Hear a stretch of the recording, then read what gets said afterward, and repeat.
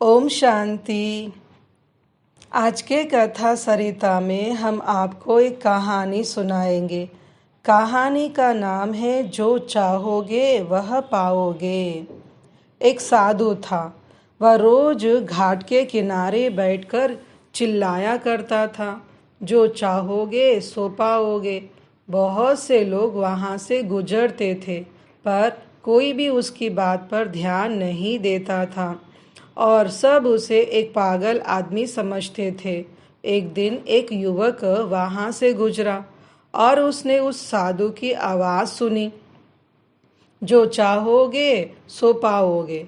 आवाज़ सुनकर वह साधु के पास गया। उसने साधु से पूछा, महाराज, आप झूठ बोल रहे हैं, क्या आप मुझे वो दे सकते हैं जो मैं चाहता हूँ? साधु उसकी बात को सुनकर बोला, हाँ बेटा, तुम जो कुछ भी चाहते हो मैं उसे जरूर दूंगा, बस तुम्हें मेरी बात माननी होगी। लेकिन पहले ये तो बताओ, तुम्हें आखिर चाहिए क्या? युवक बोला, मेरी एक इच्छा है कि मैं हीरों का बहुत बड़ा व्यापारी बनूं।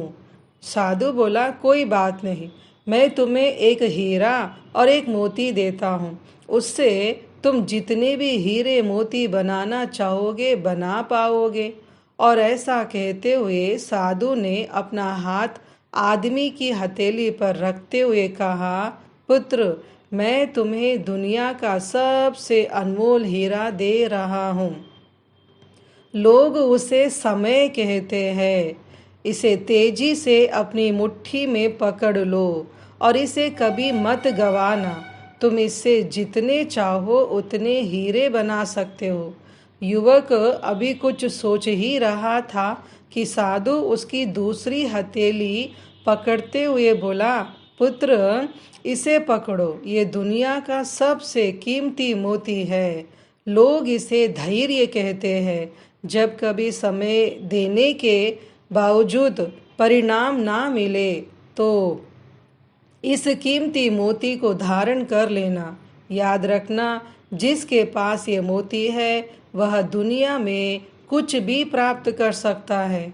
युवक गंभीरता से साधु की बातों पर विचार करता और निश्चय करता कि आज से वह कभी अपना समय बर्बाद नहीं करेगा और हमेशा धैर्य से काम लेगा।